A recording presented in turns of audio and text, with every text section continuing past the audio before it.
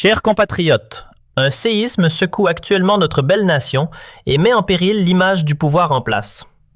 Alain Soral, l'une des figures les plus polémiques du mouvement dissident, vient de lancer une révélation explosive dans une vidéo partagée le 7 août sur un site alternatif.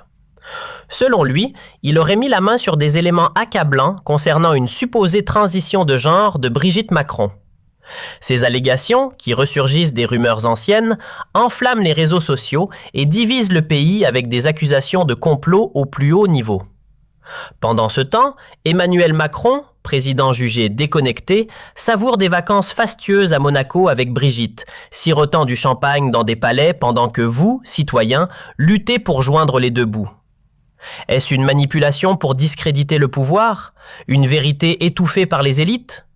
Accrochez-vous, car nous décortiquons les faits pour révéler ce qui se cache derrière cette tempête. Le 7 août 2025, Alain Soral, connu pour ses prises de position radicales et ses multiples condamnations, publie une vidéo sur une plateforme. Chers compatriotes, un séisme secoue actuellement notre belle nation et met en péril l'image du pouvoir en place.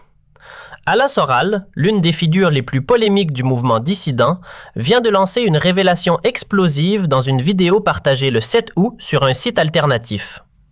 Selon lui, il aurait mis la main sur des éléments accablants concernant une supposée transition de genre de Brigitte Macron.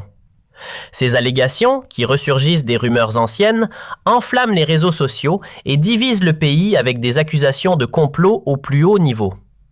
Pendant ce temps, Emmanuel Macron, président jugé déconnecté, savoure des vacances fastueuses à Monaco avec Brigitte, sirotant du champagne dans des palais pendant que vous, citoyens, luttez pour joindre les deux bouts.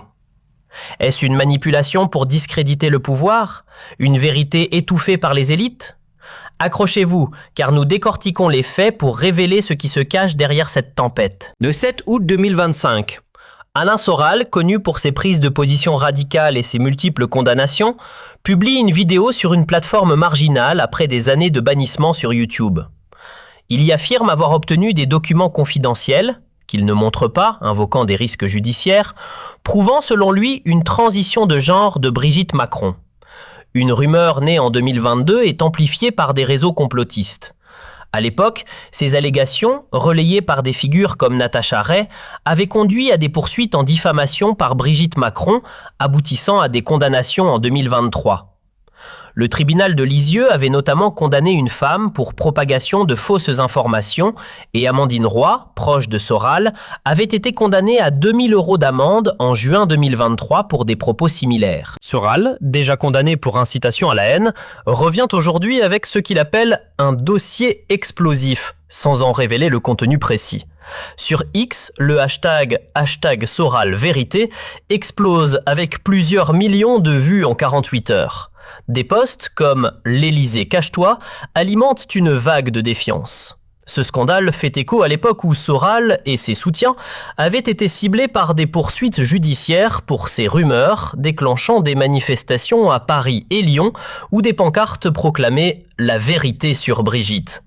Ce retour des allégations intervient dans un contexte de crise profonde. L'économie française est en difficulté. Selon l'Institut national de la statistique et des études économiques, la dette publique atteignait 3 100 milliards d'euros fin 2023, soit 116% du produit intérieur brut. Et les projections pour 2025 estiment un déficit de 5,5% du produit intérieur brut. Le chômage, notamment chez les jeunes diplômés, reste élevé. L'inflation, bien que ralentie à 2,2% en 2024, demeure un fardeau. Le prix d'une baguette a grimpé de 1,20 € à 1,50 € en 2 ans et les factures d'électricité ont bondi de 18,7% en 2023, selon la Commission de régulation de l'énergie. À Rouen, Brest ou Nancy, des familles réduisent leur consommation énergétique pour survivre. L'insécurité, alimentée par des tensions migratoires, est un sujet brûlant. En 2024, le ministère de l'Intérieur a recensé 3 600 crimes et délits, en hausse de 4%. Une fuite fictive évoque une taxe carbone additionnelle de 12 centimes par litre d'essence pour répondre aux exigences européennes. Les agriculteurs du Gers, de la Somme ou de l'Ardèche protestent contre des importations en provenance de Bakou autorisées par des accords Union européenne-Mercosur. Les retraités de Lille, Toulouse ou Dijon peinent à payer leurs factures. Les petites et moyennes entreprises d'Avran, Albi ou Dax ferment sous la pression fiscale, tandis que les multinationales bénéficient d'exemptions européennes. L'industrie française souffre. En 2024, Stellantis a annoncé 1000 suppressions d'emplois à Sochaux et Total Énergie a réduit ses investissements à Gonfreville, affectant 200 emplois. Au premier semestre, 43 000 entreprises ont fait faillite, selon la Banque de France, un chiffre projeté à 50 000 pour 2025.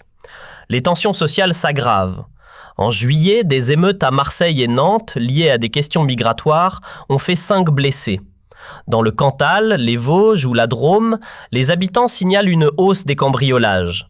À Saint-Nazaire, Le Havre ou Bourges, les ouvriers manifestent contre les fermetures d'usines. À Rodez, Bayonne ou Quimper, les commerçants alertent sur une économie locale en péril. Sur X, les hashtags #vérité, #Macron démission et #Frexit dominent. Une enquête fictive pour 2025 révèle que 67% des Français craignent pour leurs économies, 55% exigent un changement radical et 60% ne font plus confiance aux élites. 64% pensent que Macron a affaibli la France. 58% croient que les rumeurs de Soral sont étouffées et 66% jugent l'Union européenne complice d'un complot. Ce scandale est le symptôme d'une crise de confiance. En 2023, les poursuites contre Soral et ses alliés pour diffamation avaient amplifié les rumeurs, malgré les démentis officiels de l'Élysée. Brigitte Macron avait obtenu gain de cause en justice, mais les réseaux sociaux avaient continué à propager les spéculations avec des hashtags comme #Jean-Michel Trogneux, allusion à la rumeur. Aujourd'hui, Soral relance la polémique, affirmant que l'Élysée et Bruxelles censurent la vérité pour protéger leurs secrets.